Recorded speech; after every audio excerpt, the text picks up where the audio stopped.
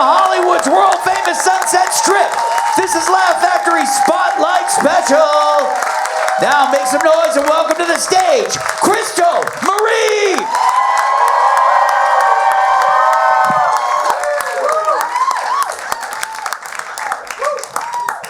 Yeah, how you guys doing? Yeah? It's like the confusing part of the show, I can tell. You're all looking at me like you don't know whether to throw a bunch of dollar bills at me or a shirt that fits. It's aggressive. I'm sorry. I'm trying to get pregnant, so I gotta stay ready. You feel me?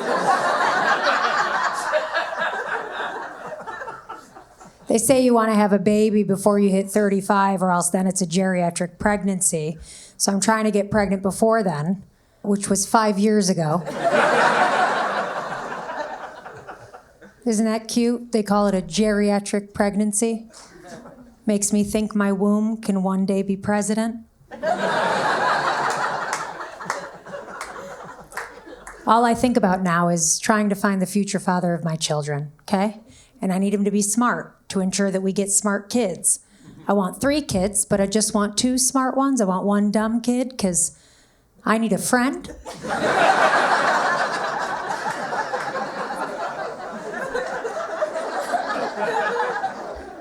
Like a little Forrest Gump would be perfect. That's how you get a friend and a lifetime parking pass here in Los Angeles.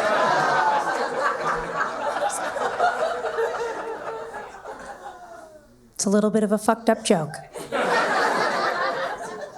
And then you think about all the phenomenal parking you'd get, and you're like, well, this big titty hoe is onto something.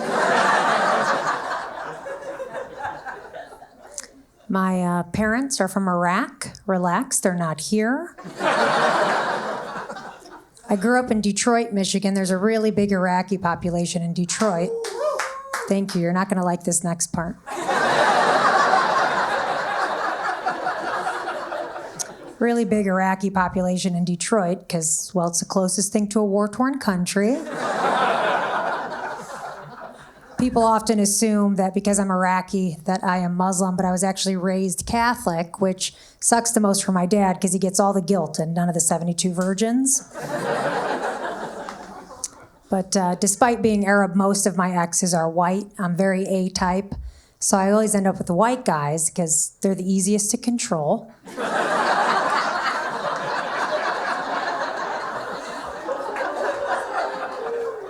I went black and then I ran back. Tensions are high, tensions are high. Can't have half black, half Arab babies. That's just like a hate crime waiting to happen. Now when I have kids, I gotta whiten them up, give them names like Hunter and Skylar. Not getting into any country clubs with a kid named Abdullah, now am I? In the Middle East, it's actually common for first cousins to marry each other. I have 2 first cousins who are married. They are very happy. Being an unwed woman at this age, I often fantasize about what could have been had I dabbled in the incest pool. To be honest, there's a lot of perks to marrying my first cousin. I know he comes from a good family.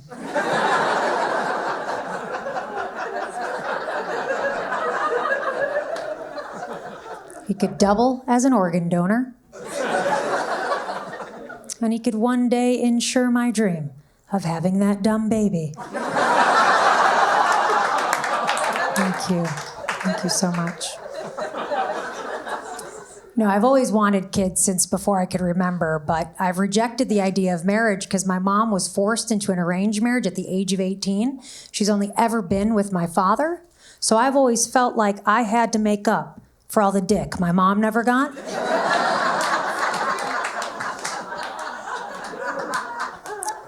And then they say your parents, well, they want you to have the life that they never did, right? So basically, every time I suck a dick, I think to myself, this one's for you, Mom.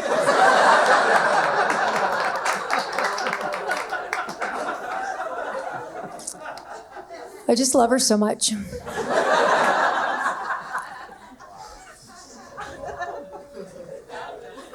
My parents were really strict. I actually wasn't allowed to date growing up, and my mom never talked to me about sex. I was so sexually naive that I thought I could get pregnant from giving a blowjob. Then I realized that's not how you get pregnant. That's how you get jewelry. Thank you.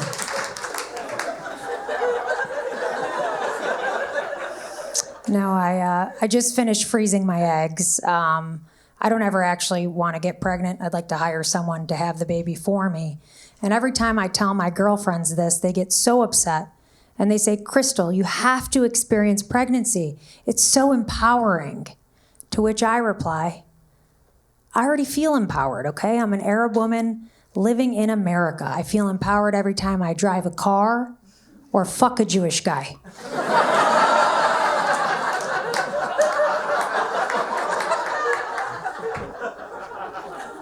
Thank you. Was that too soon? She liked it. That's all that matters. A lot of white women in the audience tonight. White women. Not very popular right now. I have no beef with you. Like, we're cool. But if I could give one minor note, like gun to my head, I have to give a note. It would be get better at gift giving. White women are the worst gift givers. You're always giving people things they don't want, like homemade jams and jellies, orchids, your opinion. Now, Arabs, we are incredibly generous people. We are the best gift givers. For example, my dad was gifted my mom.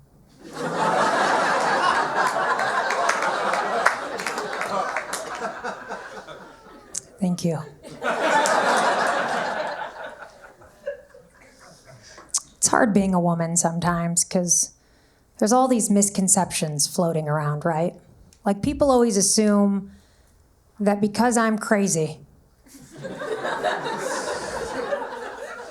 that I'm gonna be great in bed, okay? But that is just not the case.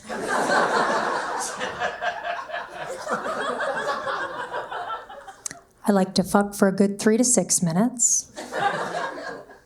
Once I beat you to the finish line, you've got 30 seconds till I play dead.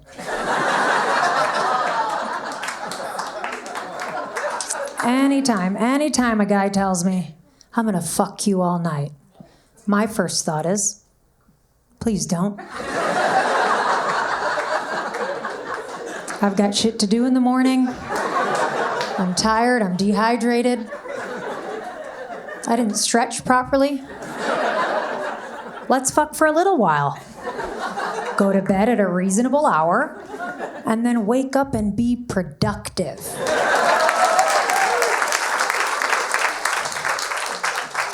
The only thing you fucking me all night screams to me is unemployed.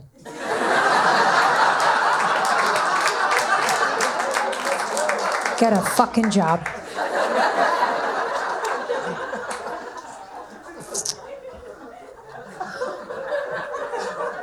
Once upon a time, I was engaged to a great guy. Called off the engagement at the start of COVID. Big mistake.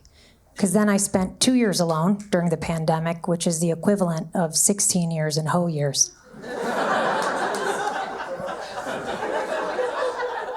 Now we're talking again. We might get back together. I guess what you could compare the breakup to is what happened to Anna Faris and Chris Pratt. If you don't know who they are, don't worry. I'm going to walk you through it, okay? They were Hollywood's golden couple. Anna Faris, really cute, petite blonde, always on some hit TV show. When she started dating Chris Pratt, he was just a chubby, insecure supporting actor, okay? Then he cut out carbs, started lifting weights, became a leading man. I saw that divorce coming from a mile away. Ladies, let me teach you something. if you're gonna date down, you gotta keep that motherfucker down.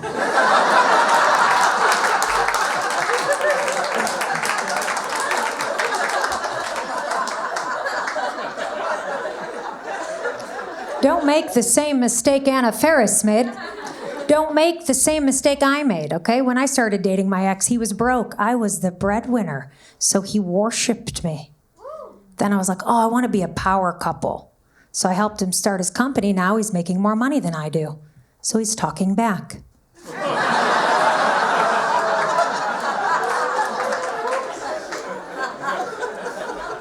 Caught him taking selfies in the bathroom like his ugly ass is cute. He started peeing, standing up again.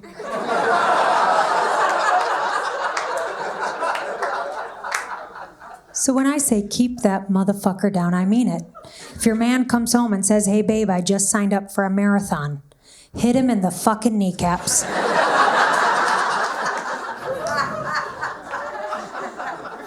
Put Nair in his shampoo bottle. Because once they start balding, they ain't fucking going nowhere.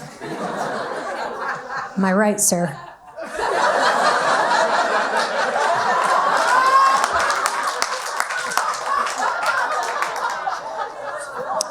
Here's the most important part. If he starts getting extra cocky, you got to get in his subconscious. Wait for him to fall asleep. Then get right up next to his ear and whisper, you ain't shit. Any questions? Guys, I'm Crystal Marie. Thank you so much.